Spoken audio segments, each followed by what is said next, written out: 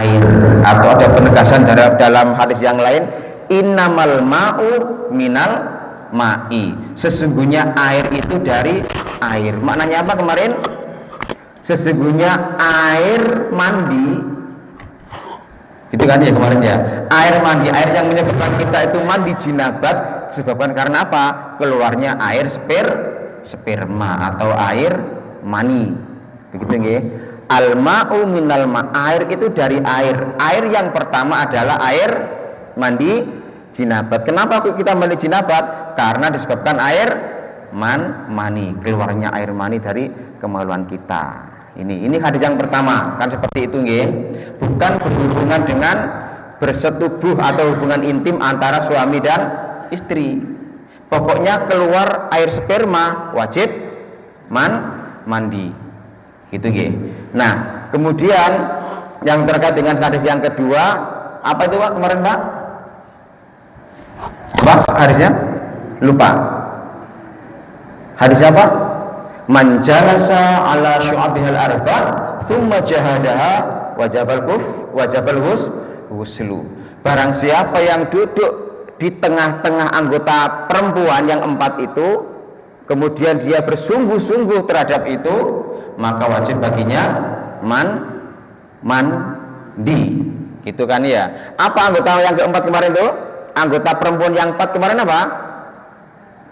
Kedua kaki sama kedua tangan. Tsumma jahada, ini adalah kiasan dari Rasulullah. Maksudnya apa? Bersenggama.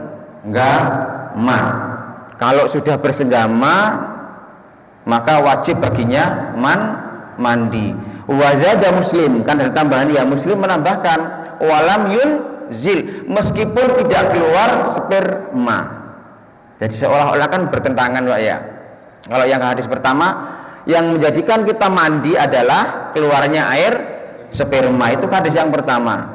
Karena ngelamun, berimajinasi, pokoknya selain bersetubuh ya, mohon maaf, mungkin karena ada gesekan kok kita keluar air mani, sperma kita keluar, maka wajib mandi. Kan nggak bersetubuh, yang penting keluar, gitu loh ya.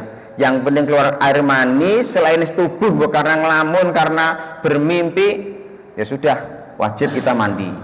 Nah, hadis yang kedua terkait dengan hubungan suami istri. Ketika sudah bertemu, kata Rasul, idzal taqal khitanani wajabal ghuslu. Ketika dua kemaluan, laki-laki dan perempuan bertemu dalam artian hubungan intim ya, hubungan suami istri, maka wajib baginya mandi. Nah, terkait ini tidak termasuk apakah dia keluar apa enggak, bukan itu. Yang penting, yang penting sudah masuk bertemu ya. Itu keluar apa enggak, dua-duanya itu yang penting sudah bertemu, maka wajib baginya mandi ketika hubungan suami istri. Itu nggih. Nah, bukan terkait dengan posisinya ini loh, kemarin saya jelaskan nggih.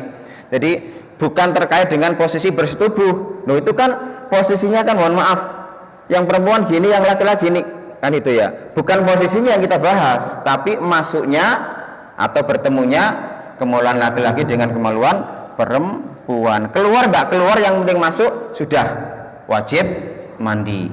Itu yang kemarin. Gitu ya. Baik, sekarang kita lanjutkan di hadis yang 95. Wa an Ummi Salamah anna Umma Sulaim wa hiya imra'atu Abi Talhah qalat, ya Rasulullah, innallaha la yastahi minal haqq, falal mar'atil ghuslu idza ihtamalat? Qala na'am idza ra'atil ma'. Al hadis muttafaqun alaih. Dari Ummu Salamah. Nah, Ummu Salamah ini mengatakan, anna Umma Sulaim, sesungguhnya Ummi Sulaim istri Abu Talhah, beliau itu bertanya kepada Rasulullah, wahai Rasulullah, sesungguhnya Allah itu tidak merasa malu terhadap kebenaran. Innallaha la yastahi minal haq, Allah itu enggak malu terhadap hal-hal yang benar. Apakah seorang wanita itu diwajibkan mandi jika bermimpi bersetubuh? Kemudian Rasul menjawab, iya, jika ia melihat air atau apa, sperma, bukan air kencing, ya bukan air kencing, air sperma maksudnya. Apakah seorang wanita itu diwajibkan mandi jika bermimpi bersetubuh dengan laki-laki, entah laki-laki itu suaminya atau orang lain? Jawab Rasulullah, iya, kalau dia melihat air yang keluar dari kemaluannya, air sperma maksudnya. Nah ini juga sudah kita bahas kemarin, kita singgung kemarin. Ketika suami istri sudah, maaf yang pertama tadi, ketika suami istri sudah bersetubuh, keluar atau tidak keluar air sperma, maka menjadikan wajib mandi. Nah di sini bermimpi, bagaimana perempuan itu bermimpi bersetubuh dengan orang lain atau laki-laki lain? Di sini nggak disebutkan dengan suaminya atau selainnya. Rasul menjelaskan, kalau keluar spermanya, begitu kita bangun kok keluar sperma, maka baginya wajib mandi. Masuk al-ma'u minal ma', air itu dari air. Nah inilah yang menyebabkan kita mandi, disebabkan karena keluarnya sperma melalui mimpi. Bagaimana kalau mimpi tidak bersetubuh? Ini mungkin mimpi rekreasi, begitu Pak G. Mimpi rekreasi, begitu bangun-bangun ada sperma yang keluar, mandi apa enggak? Sama. Jadi bukan di mimpinya, tapi di keluarnya air mani. Saya enggak ngipi, tapi kok tiba-tiba keluar, begitu bangun, kok basah semuanya, mandi apa enggak? Mandi. Jadi bukan di mimpinya, ya bahwa mimpi apa enggak, mimpi bersetubuh apa enggak, mimpi rekreasi senang-senang, yang penting keluar apa enggak ketika kita bangun tidur. Mimpi bersetubuh tapi tidak keluar air mandi, mandi enggak? Mimpinya bersetubuh, keluar air mani, mimpinya loh ya, bersetubuh, mimpinya kemudian bersetubuh, mimpinya apa ya, kemudian keluar air mani dalam mimpinya. Begitu bangun, kok enggak basah, kok kering, enggak ada apa-apa, mandi apa enggak? Mandi apa enggak? Tidak, itu kan dalam mimpi, filmnya. Di filmnya seperti itu, kayak keluar, di filmnya keluar ya.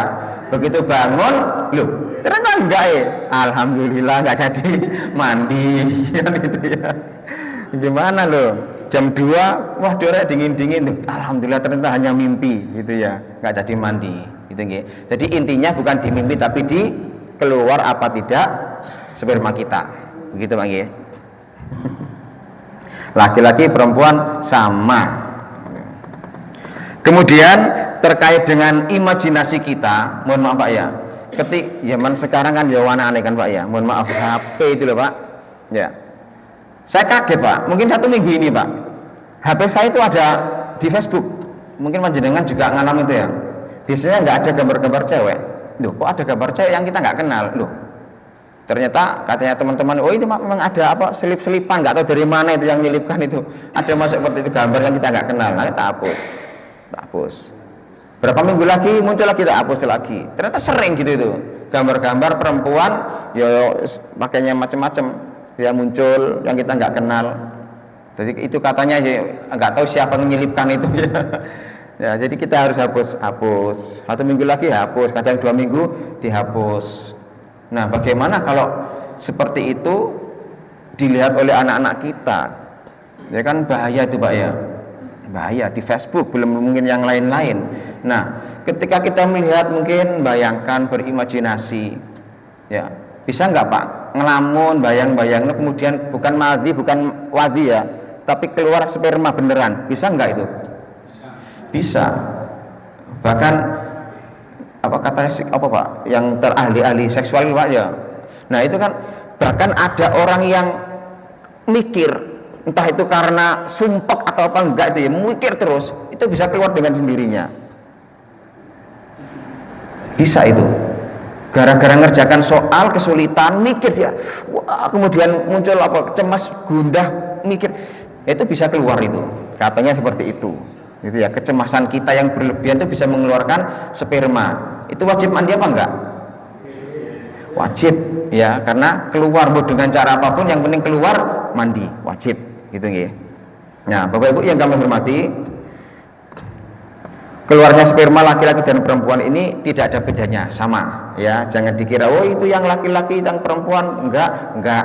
Perempuan juga mengeluarkan air mani. Begitu nggih. Baik, kemudian yang kedua terkait dengan hadis ini, ulama juga menjelaskan, terutama pengarang buku ini menjelaskan terkait dengan malu. Innallaha la yastahyi minal haq. Allah itu enggak malu terhadap kebenaran. Nah, ini terkait dengan malu. Kita tidak boleh malu dalam hal yang benar. Makanya Aisyah kan pernah mengatakan sebaik-baik perempuan adalah perempuan Ansor yang ada di Madinah. Kenapa? Karena mereka nggak malu terhadap pertanyaan-pertanyaan yang benar terkait dengan apa? Hubungan suami istri. Dan yang tahu hubungan suami istri, yang paling berani menjelaskan masalah itu dari istri-istri Rasulullah siapa, Pak? Aisyah. Ya, Aisyah itu beliau apa?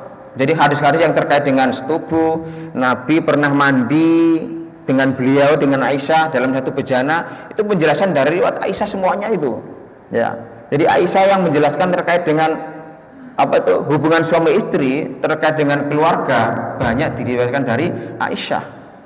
Ya, beliau berani. Kenapa? Nah, karena kalau nggak disampaikan, kita nggak akan tahu. Yang kemarin saya singgung, mohon maaf ya, yang kemarin saya singgung perempuan di Mekah. Maaf, posisinya gimana, Pak? Yang perempuan terletang, ya laki-laki gini. Ketika di Madinah ternyata enggak kan, perempuan apa itu nungging gitu ya, laki-laki ya seperti binatang gitu loh. Nah, akhirnya protes kan, ya Rasul, kenapa kok seperti ini? Akhirnya turunlah ayat itu ya, perempuan itu bagaikan ladang bukan sawah, silakan diairi dimanapun monggo. Nah, posisi nggak menentukan gitu ya, jadi posisi bukan menentukan, silakan posisi kayak apapun silakan gitu ya. Nah, ini kaitannya dengan apa? Ya dengan ini tadi, keluar mani. Pak, saya model seperti ini posisinya, yang penting masuk sudah mandi, apa mau nggak mau harus mandi. Nah, kayak gitu. Nah, terkait dengan kebenaran, maka dalam hal apapun kita disuruh bertanya ketika nggak tahu. Yang memberi jawaban pun ya jangan malu-malu gitu ya. Ya sudah, apa adanya dalam Islam seperti ini dijawab seperti itu gitu nggih. Nah, biasanya dalam urusan firosh, dalam urusan ranjang itu yang malu bertanya itu lebih apa? Mana, Pak? Laki-laki atau perempuan? Perempuan. Ya, biasanya perempuan malu-malu. Ketika ditanya nggak bisa. Nah, murid-murid kan gitu, Pak ya. SMA, saya juga pernah ngajarkan dulu di SMA itu 1,5 tahun gantikan Bu almarhum Busri itu. Nah, anak perempuan yang malu, Pak, itu, Pak. Al-Islam dalam hal babul firas malu-malu yang perempuan. Ketika ditanya, sih nggak bisa. Disuruh nanya nggak mau. Ya, ini. Jadi yang malu itu yang pihak perempuan. Dikira tabu, bukan tabu. Ya, kemarin juga saya katakan dengan anak-anak SD yang terutama kelas 5, kelas 6 yang sudah balik itu, saya jelaskan. Mohon maaf ya, Pak Kusnul bukan prono lah, tidak budi gitu Pak, bukan ini bukan masalah prono loh Mas, ya bukan, udah mereka udah ngerti itu guyu gitu ya. Saya khawatir ketika cerita masalah mandi jinabat, mohon maaf kan ada yang bersihkan kemaluan itu Pak ya. Nah dikiranya wah Pak aku nolak ngomongnya, lah saya khawatir itu, maka sebelum saya jelaskan itu tak beritahu Mas, Mbak ini bukan masalah prono ya, sudah tahu mereka bukan masalah porno, bukan ini. Kenapa? Kalau nggak dijelaskan Pak Kusnul, sampai akan kecolongan. Ketika pertama kali mandi jinabat tidak menjadikan mandi dengan cara sunnah. Nah kan iman gitu ya. Jadi akhirnya saya jelaskan. Saya khawatir mereka akan cerita ke orang tuanya. Pak Kusnul, Pak, Bu, kan malah saya yang kena gitu ya. Makanya saat di awal saya jelaskan. Ini bukan masalah porno ya, bukan tabu ini. Nah nanti juga demikian ibu-ibu kalau mau menanya, ya monggo nggak apa-apa. Malu sama bapak-bapak ya nanti kan yang ditutup monggo ya, masalah babul virus ini ya mau nggak mau ya harus kita sampaikan memang ya. Kemarin juga saya singgung mula abah ya, ada apa Pak? Mula abah kemarin Pak, sebelum bersetubuh ada senda gurau dengan suami istri kan gitu ya, guyon-guyon dulu bukan langsung kan gitu kan. Nah memang ini harus dijelaskan dan kita juga harus tahu ya, jangan harus tahu. Ketika kita baca-baca artikel terkait dengan seksualitas, katanya orang-orang yang nggak paham terkait dengan yang diajarkan Rasul mula'abah tadi itu, ya itu langsung gas. Nah dalam Islam kan nggak boleh. Gitu ya, harus ada jumbo rayu dulu, mula abahnya dulu, ngobrol yang enak-enak, ketika suasana hati udah itu ya. Nah, ini enggak, jadi enggak langsung gitu ya, dan ini juga enggak bagus kan itu ya, langsung itu enggak bagus. Nah, Bapak-Ibu yang kami hormati, kemudian selanjutnya dalam ayat ini juga dijelaskan terkait dengan hadis tadi itu, dialog atau bertanya itu harus didahului dengan narasi awal, harus didahului dengan narasi, nggak langsung bertanya, panjenengan bertamu nggak langsung to the point, nggak ada narasinya. Ini ulama menyebutkan seperti itu. Innallaha la yastahyi minal haq. Allah kan nggak tahu, bahasa kita kan gini, ya Rasul, Allah kan nggak tahu kan, apa Allah kan nggak malu kan terkait dengan kebenaran itu? Oh enggak. Kemudian beliau baru bertanya, gimana Rasul kalau ada perempuan yang bermimpi bersetubuh kemudian keluar sperma, mandi enggak? Ya mandi. Nah, ada narasi awal, ada pendahuluan, bukan ujuk-ujuk langsung nanya ke the point. Biasanya kalau kita kan gini ya Pak ya, Ustadz mohon maaf ya, saya mau bertanya. Nah, narasinya tuh panjang, padahal pertanyaan kan sebentar sedikit gitu, tapi narasinya panjang sekali. Tadi kan Ustaz menjelaskan masalah ini. Nah dulu saya juga gitu Ustaz, ini cerita panjang lebar. Padahal pertanyaannya, boleh apa enggak Ustaz? Itu tok, gitu ya. Narasi panjang cerita dia, pengalaman temannya, yang dengarkan bingung. Ini maksudnya apa sih? Ada cerita itu. Cuma satu pertanyaan, boleh apa enggak Ustaz? Itu tok. Itu jelek Pak. Ya, kalau menurut kaidah bertanya itu pertanyaan yang jelek gitu ya, narasinya panjang, pertanyaannya satul gitu ya. Narasinya sedikit mawon Ustaz, sesuai dengan yang panjenengan sampaikan tadi terkait dengan contoh ya mandi jinabat. Gimana sih Ustaz hukumnya mandi jinabat? Sudah gitu ya. Jadi sedikit saja narasinya. Ya Rasul, Allah kan nggak malukan terhadap kebenaran. Ya memang enggak. Gimana Rasul kalau saya mimpi bersetubuh kemudian keluar sperma? Seperti itu. Jadi harus ada narasi, ada pendahuluan dulu gitu nggih. Jadi bukan langsung bertanya. Ini menurut si penulis ini. Adabnya jangan langsung bertanya, tapi ada pendahuluan, ada narasi awal. Ini.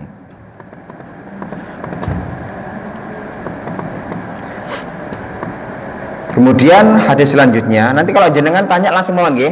Kadang-kadang begitu kita menjelaskan seperti ini langsung isak gitu ya. Jadi kalau ada pertanyaan monggo. Oh nggih monggo Ustaz. Nggih. Nggih. Ini yang terkait dengan apa Pak? Berak. Nggih. Ini enggak terasa keluar ke air mani atau itu kadang ya saya dengan uang kadang langsung mati seperti tak pakai ditambah. Dan itu yang mungkin karena kelupaan atau kasih bohong. Jadi ketika berak itu saya kadang-kadang keluar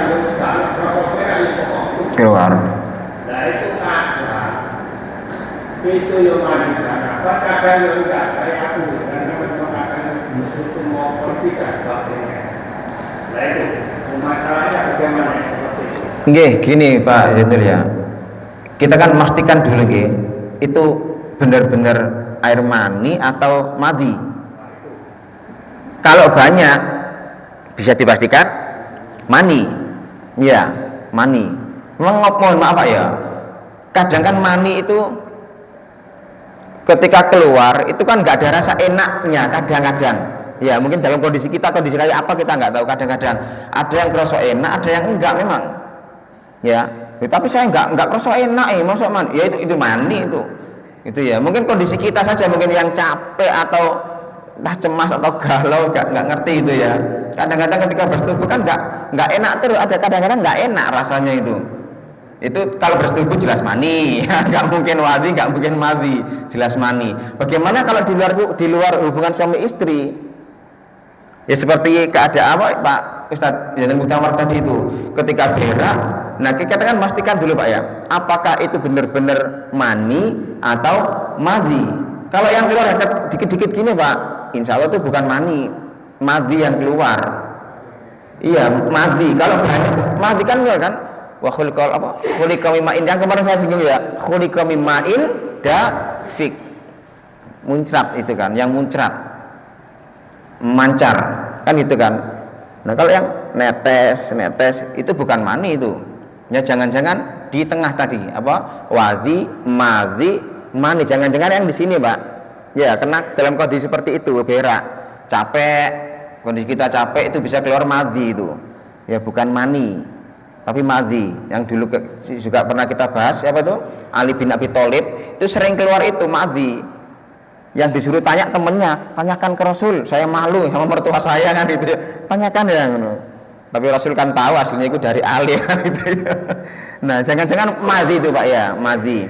Jadi kalau memang itu mani, ya mau nggak mau ya harus mandi.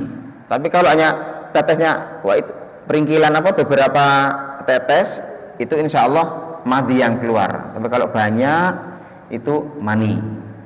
Ngerti nggih? Yang lain monggo. Mungkin ibu-ibu monggo Bu.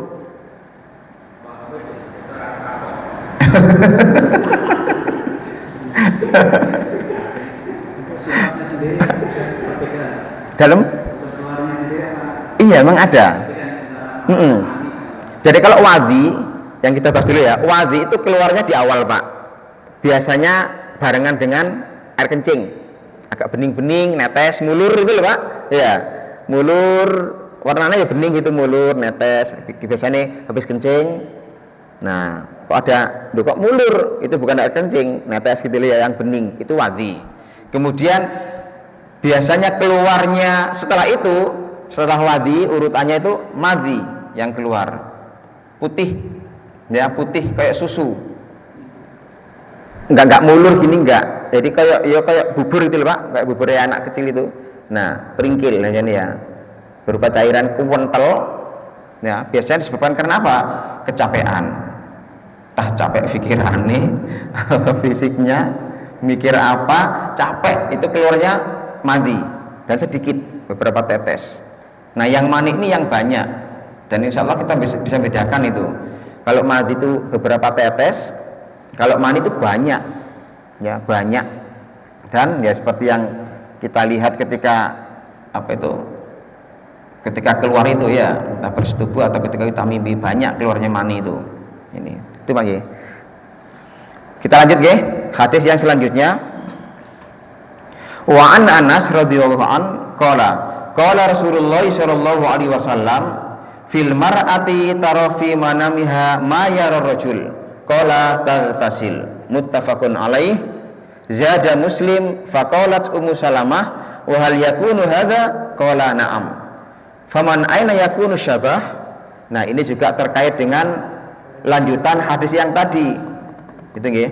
Dari Anas ia berkata, Rasulullah bersabda tentang seorang wanita yang dalam tidurnya bermimpi sebagaimana seorang pria bermimpi bersetubuh ya. Jadi mimpinya laki-laki perempuan sama, mimpi bersetubuh. Lalu Rasulullah bersabda, wanita itu hendaklah mandi. Hadis riwayat muttafaqun alaih. Kemudian Imam Muslim menambahkan, Ummu Salamah bertanya, apakah wanita juga mengeluarkan cairan sperma ya Rasulullah?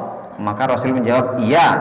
Lalu dari mana kemiripan ibu pada anak itu terjadi? Nah, ini terkait dengan hasil hubungan suami istri. Jadi Rasul ini menegaskan, ketika yang pertama ini, ketika hubungan suami, ketika kita bermimpi, kita laki-laki atau perempuan bermimpi bersetubuh seperti penjelasan tadi, kok keluar ya berarti kita mandi. Bersetubuh koyak di dalam mimpi kok keluar, ternyata begitu kita bangun kok enggak keluar air sperma, berarti tidak wajib mandi. Itu Pak nggih. Kemudian yang kedua penjelasannya, ketika Ummu Salamah bertanya, ya Rasul, apakah perempuan juga mengeluarkan air sperma? Berarti kan beliau nggak tahu, dikiranya air sperma itu miliknya laki-laki. Maka Ummu Salamah bertanya, Rasul, iya tak perempuan juga mengeluarkan air sperma? Jawaban Rasul gimana? Iya, perempuan juga mengeluarkan air sperma. Kemudian beliau menjelaskan, terus bagaimana kemiripan anak? Jadi kemiripan anak itu ya karena hubungan bertemunya sperma laki-laki dengan sperma perempuan. Maka Rasul menjelaskan kemiripannya ya dari situ. Makanya ketika kita punya anak kan gini ya, niru sapa ya anake ya. Kan gitu ya. Iku niru bapake, iku niru anake. Termasuk juga dalam sifatnya. Gitu ya. Bahkan dalam hadis yang Rasul yang lain ayakuna aizlaku irkun. Bisa juga kemiripan itu ditimbulkan karena apa? Atau terjadi karena apa? Di atas bapak ibunya alias kakek nenek kita. Jadi anak kita itu mungkin nggak mirip dengan kita, nggak mirip dengan istri kita, tapi miripnya dengan bapak kita atau ibu, entah dari suami atau istri kita, miripnya dengan kakeknya. Wajah mirip kita, mungkin sifatnya mirip kakek loh. Oh, bapaknya nakal kok, ini kok meneng ya, ternyata kakeknya, gitu ya. Rupa juga demikian, gitu ya. Jadi Rasul menjelaskan di sini tuh terkait dengan kemiripan anak kita itu ya karena ada hubungan sperma atau bertemunya sperma laki-laki dengan sperma perempuan. Jadi ada Bu, penjenengan kalau ditanya, loh jenengan punya sperma? Ya punya, gitu ya. Laki-laki punya sperma, perempuan juga punya sperma. Dan inilah yang menjadikan watak atau kemiripan rupa anak kita dengan kita atau dengan istri kita atau dengan kakek neneknya, gitu ya. Nah sifat-sifatnya niru sopo, yang dominan ayahnya ya berarti Allah memang mentakdirkan seperti itu, gitu Pak nggih. Mohon maaf meskipun ada kan, oh cara buat anak laki-laki seperti ini posisinya, yang dimakan ini kan ada Pak ya. Namanya kita baca gitu kan, saya kan ya gimana ya, itu upaya Pak ya. Dokter menjelaskan kalau ingin anak perempuan posisi seperti ini, makanya kayak gini, yang harus dijaga seperti ini, ada ilmunya. Tapi kan kadang-kadang atau sering sekali ilmu yang disampaikan dokter itu tidak pas. Dipraktekno bayangane kepengen anak perempuan, ternyata yang muncul laki-laki. Kenapa? Ya itu memang takdir Allah itu. Laki perempuan sama di mata Allah. Ya, kita saja nggak beda no. Saya kepengen anak lanang, biar nanti gini. Ilmu kedokteran dipelajari semuanya, dipraktekkan, ternyata yang keluar perempuan. Itu ya. Nah ini nggak jamin. Kenapa? Ya memang Allah yang memutuskan. Laki perempuannya itu Allah. Oh, anak ini perempuan semua, laki perempuan, itu Allah semuanya. Gitu ya. Nah jadi hadis ini menjelaskan terkait dengan air sperma itu yang bisa mempengaruhi rupa anak kita, watak anak kita. Bisa kita dengan istri atau kakek neneknya. Gitu Pak nggih. Jadi tinggal melihat mawon jenengan. Anak panjenengan niru siapa? Itu Pak nggih. Niru panjenengan apa niru kakeknya? Jadi tinggal melihat gitu ya. Ini sama Pak nggih penjelasannya. Kemudian hadis yang terakhir, hadis yang 97, wa an Aisyah radhiyallahu anha qalat kana Rasulullah sallallahu alaihi wasallam yaghtasilu min arba' minal janabah wa yaumil jumu'ah wa minal hijamah wa min ghuslil mayyit. Rawahu Abu Dawud wa sahahahu Ibnu Majah. Dari Aisyah radhiyallahu anha dia berkata, Rasulullah sallallahu alaihi wasallam melakukan mandi itu karena 4 hal. Yang pertama, ini mandi jinabat maksudnya ya. Yaktasil, kalau mandi umum kemarin Pak istilahnya istahama, yastahimu, istihmam, mandi harian ya. Kalau ightasala, yaktasilu, mandi karena jinabat gitu. Nah ini mandi jinabat. Jadi Rasul itu mandi jinabat, maksudnya gitu. Mandi jinabat bukan mandi harian. Mandi jinabat karena 4 hal, kata Aisyah. Yang pertama karena junub atau jinabat, hadas besar. Yang kedua karena hari Jumat. Yang ketiga hijamah karena berbekam. Dan yang keempat adalah setelah memandikan mayit. Rawahu Abu Dawud wa sahahahu Ibnu Majah. Disahihkan oleh Ibnu Majah. Tapi Pak dalam riwayat ini Pak, namanya Pak ini Pak yang saya baca tadi itu, namanya Pak teks hadis namanya apa itu? Masih ingat?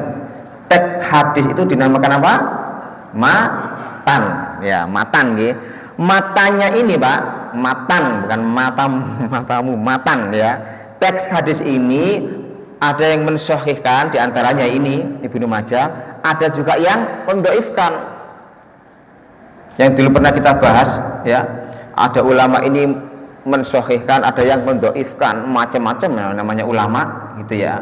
Tetapi saya tanya Pak, dalam hal mendoifkan atau mensohihkan ini, saya ibaratkan seperti ini loh Pak.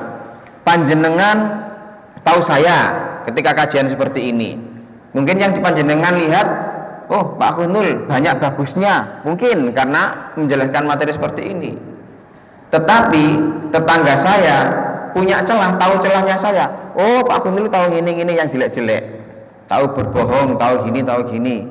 Nah, yang dipercaya Pak, atau yang diambil utama, yang diambil, yang harus dipercaya itu omongan dari panjenengan atau omongan dari tetangga saya terkait dengan diri saya? Tetangga, ya tetangga. Kenapa? Tahu celahnya. Aku ini bagus-bagus, tapi orangnya tahu seperti ini. Nah, seperti ini loh Pak, itu celah. Ya. Kalau periwayatnya dari panjenengan semua yang menceritakan, oh Pak Kunil bagus itu ngisi kajian kan gitu ya. Tapi orang lain melihat saya pernah berdusta atau berbuat yang jelek. Oh, berarti yang diakui kebenarannya yang mana? Sama-sama benar Pak. Yang didahulukan yang mana? Yang bagusnya atau yang jeleknya? Yang jelek. Nah, begitu juga dalam pengambilan ini Pak, rawi ini. Ketika ulama melihat, loh, si rawi ini orangnya bagus. Ternyata ulama lain melihat, oh enggak, saya pernah lihat orangnya seperti ini kok. Nah, sehingga penilaian atau derajatnya hadis yang dibawa berbeda gitu ya. Yang mensahihkan seperti Ibnu Majah ini karena beliau menganggap oh ini orangnya bagus kok, enggak apa-apa itu, sehingga dikatakan hadisnya sahih. Nah, di sisi yang lain seperti Abdul Hadi ya, atau Imam Muslim, Imam Bukhari mendhaifkan, itu dhaif. Kenapa? Karena Bukhari melihat di sisi yang lain, pernah melihat kejelekan beliau, sehingga yang dikatakan sahih menurut ulama yang lain dikatakan Imam Bukhari itu dhaif. Saya pernah melihat seperti ini gitu ya. Tapi kebenaran yang hakiki dhaif apa enggak, kita kan enggak tahu Pak, gitu kan. Yang itu kan Allah kan gitu ya. Ya cuma ini kehati-hatian kita gitu nggih. Ada yang mendhaifkan, ada yang mensahihkan. Gimana itu ya? Ya sudah, kita milih yang mana, begitu nggih. Nah, tetapi terlepas dari ikhtilaf itu, kita belajar di matan hadisnya, isi hadisnya ini gitu ya. Menurut Rasulullah ada 4 ketika beliau mandi jinabat. Karena apa sih Pak? Mandi jinabat ya, karena keluar air mani, entah karena apa. Satu, maka ini wajib menurut hadis ini. Tapi kita jabarkan lagi nanti. Kemudian yang kedua, ketika mau mandi untuk Jumatan. Kemudian yang ketiga, ketika habis dibekam maka kita mandi. Bekam Pak, ya bekam kan sunnah bekamnya. Bekam itu sunnah. Pak jangan rutin apa enggak Pak? Rutin ya. Bisa. Enggak pernah mandi, berarti sunnah bekamnya toh, kan itu ya. Bekamnya sunnah toh. Nah, baik. Karena ini waktu mau habis, saya perjelas lagi Pak, kita simpulkan dalam hadis ini. Yang pertama, meskipun hadisnya ada yang mendhaifkan, ada yang mensahihkan, tapi menurut penjelasan yang lain. Mungkin ada isak jeda, nanti lanjut sampai iqomah. Oh gitu ya, kawan. Oh nggih, mohon ngeten. Kita nggih enggak apa. Nah, gitu Pak nggih. Jadi menurut hadis ini kan 4, semuanya wajib, kan gitu ya, wajib. Tetapi menurut ulama itu berbeda pandangan Pak, tapi nggak disebutkan hadisnya di sini. Saya juga nggak hafal gitu ya, pernah baca tapi nggak hafal. Yang pertama, jinabat. Panjenengan sepakat nggak? Jinabat itu menjadikan kita wajib mandi. Sepakat? Sepakat, karena hadisnya sudah jelas yang kita bacakan tadi dan kemarin ya. Nah, jadi ketika mandi, ketika keluar air sperma, maka ini wajib mandi. Kemudian yang kedua, Yaumul Jum'ah termasuk tarjih juga. Sepakat enggak panjenengan? Ini terlepas dari khilaf ini Pak ya, sahih apa dhaifnya ya. Yang umum, terjadi di umum, ada penjelasan umum di sini. Mayoritas ulama untuk mandi Jumat ini wajib apa sunnah Pak? Sunnah. Mayoritas ulama juga mengatakan sunnah. Yang perlu kita ingat, kullu amrin ya dulu alal kaidah ini ya. Kullu amrin ya dulu alal wujub illa ma dalilu ala khilafihi. Setiap perintah itu kan wajib kecuali ada dalil yang menyelisihinya. Oh enggak wajib itu, berarti bisa berubah. Nah, dalam perkara perintah itu wajib apakah setiap perintah atau semua perintah baik dalam Al-Quran atau hadis semuanya itu wajib? Gimana? Awalnya wajib. Gimana Pak? Kalau lihat kaidah, setiap perintah itu wajib. Perintah Allah, perintah Rasul itu wajib, ya. Kecuali kalau ada dalil yang menyelisih, oh itu ada gini, maka dia nggak wajib, gitu ya. Nah, pertanyaan saya, apakah setiap perintah dalam Al-Quran maupun hadis ini wajib hukumnya? Saya tanya, wa aqimus shalah wa atuz zakah. Ada penjelasan nggak Pak sholat dengan zakat ini? Ada kan penjelasannya? Ini kan perintah, dirikan sholat dan tunaikan zakat. Berarti kita wajib ya. Ada penjelasannya enggak? Ada. Oh ternyata ada perbedaan perintah ini. Yang pertama untuk sholat itu semuanya, pokoknya yang ihtilam yang sudah balik semuanya harus melaksanakan sholat. Entah itu dalam keadaan sakit, dalam perjalanan, pokoknya selama bisa sholat kecuali maut kan gitu ya, kecuali meninggal dunia. Nah ini nggak ada tawar-tawaran lagi ini, sakit kayak apapun ketika sadar bukan koma ya maka wajib sholat. Zakat Pak, loh ini akhirnya anak-anak ketika nyanyian ini namanya jari tengahnya ini kok ditertawai ya. Anak-anak gitu ya. Nah yang zakat ada penjelasannya nggak zakat? Nah zakat ketika mampu, yang nggak mampu kan nggak wajib kan gitu Pak ya.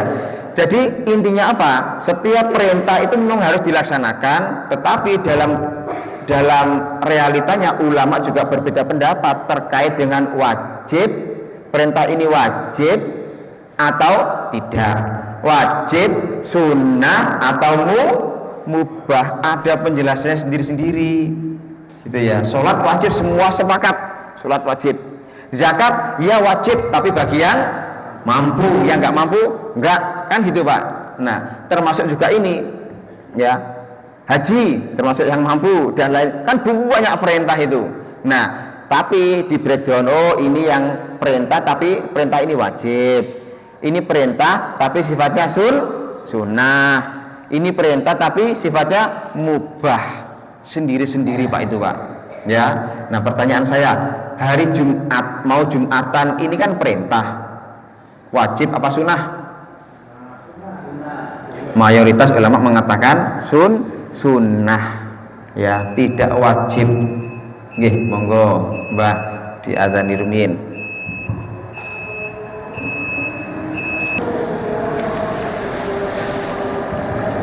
Nggih, baik kita lanjutkan. Jadi kedudukan perintah itu ada 3, nggih.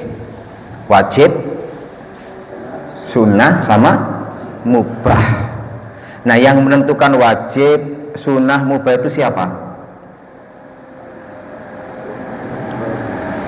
Pak Yai Mojokerto. Siapa? Ulama kan? Ya. Mujtahid. Ya. Entah itu ijtihad dengan sendirinya atau ijtihad jam'i gitu ya. Itu mereka yang pakar-pakar itu. Kita ini ya cuma melihat, melaksanakan hasil daripada kesimpulannya. Ada perbedaan di antara mereka, ya tinggal kita pilih mawon. Wis Pak, gak repot-repot. Saya kan orang, contoh ya, saya kan orang Muhammadiyah. Udahlah, apa keputusan tarjih ya itu yang saya ikuti. Nggih monggo. Ya, gak usah belajar yang tarjih mawon jangan baca itu. Hukum-hukum ada di semuanya. Monggo. Saya kepengen pendapat yang lain, monggo juga.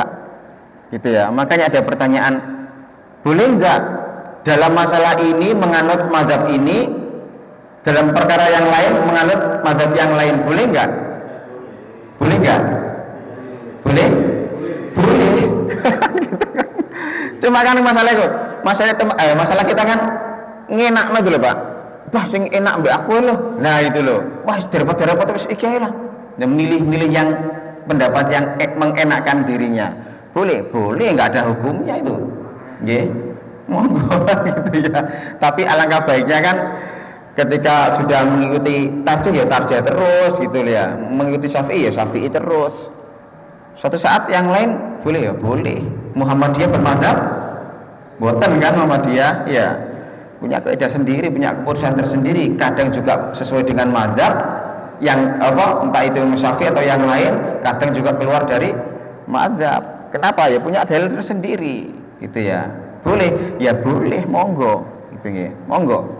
Nah, jadi kita itu hanya melihat kesimpulan, kemudian kita mempraktekkan. Oh ini seperti ini, wajib terserah, sunnah monggo terserah, tinggal kita yang milih, gitu nggih. Nah, termasuk hari Jumat ini adalah mayoritas ulama mengatakan mandi ketika mau Jumatan itu adalah hukumnya sunnah. Mayoritas. Ada enggak yang mengatakan wajib? Ya ada. Siapa yang mensahihkan hadis ini? Siapa? Ibnu Majah. Ibnu Majah mewajibkan. Kenapa? Karena beliau mensahihkan hadis ini. Oh, hadisnya sahih kok, berarti hukumnya wajib. Penganut beliau ya wajib. Panjangan mau ikut Ibnu Majah wajib, monggo gitu ya. Oh, enggak apa mayoritas ulama apa menghukumi sunnah kok, monggo sunnah gitu ya. Itu. Kemudian berbekam, setelah berbekam kemudian kita mandi apa, mandi wajib. Jenengan sepakat apa enggak Pak? Bu, habis dibekam kemudian mandinya itu mandi jinabat, dan ini wajib bagi panjenengan, sepakat? Nah, kalau Ibnu Majah sepakat ya, penganutnya juga sepakat, tapi mayoritas ulama bagaimana terhadap hukum tiga wajib, sunnah, mubah. Ternyata yang dipilih mayoritas ulama adalah mubah. Habis bekam panjenengan nggak mandi mboten napa-napa, mau mandi silakan, mandi istahama yastahimu, nggak mandi wajib nggih monggo gitu ya, mandi jebur-jebur monggo, nggak sabunan pun nggih monggo gitu ya. Kalau menurut Ibnu Majah wajib hukumnya mandi jinabat. Nah, kayak mayoritas ulama menghukumi apa? Mubah. Silahkan mandi boleh, enggak pun boleh. Yang sering berbekam ya, yang sering berbekam. Tetap ketika teman saya Pak, saya itu insya Allah 4 bulan sekali kalau saya bekam itu, kadang-kadang lebih dari itu. Teman saya itu malah nggak boleh mandi. Habis bekam, Mas nggak usah mandi Mas. Duh, kan kepengen mandi, enggak usah. Nggak tahu alasannya, belum jelas ya Pak. Nggak diperbolehkan ketika mau apa habis bekam mandi itu nggak diperbolehkan, gitu ya. Dan saya juga nggak nanya apa, cocok berbekam kok mandi gitu. Kemudian yang terakhir, wa min ghuslil mayit, setelah memandikan mayit, memandikan yang gosok-gosok. Saya tanya, ada kan Pak biasanya Pak Mudin ya, atau entah siapa di luar Mudin itu ya, yang bagian ngrojok itu ada ya? Ada. Nah, yang ngrojok itu yang nyiram itu termasuk yang memandikan apa enggak? Termasuk? Nah, kalau menurut ini enggak. Itu karena bagian nguyur tok gitu loh. Yang memandikan di sini yang gosok-gosok yang mengenai tubuhnya mayit. Iya, gitu ya. Jadi yang gobot-gobot, murut-murut kaki apa perutnya, bersihkan segala macam, itulah yang memandikan. Maka dia wajib atau mereka wajib mandi jinabat.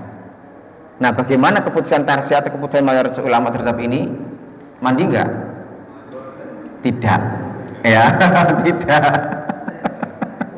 Silakan mau mandi monggo, enggak pun monggo. Mandi malah enggak sholat, tapi ketinggalan jamaah.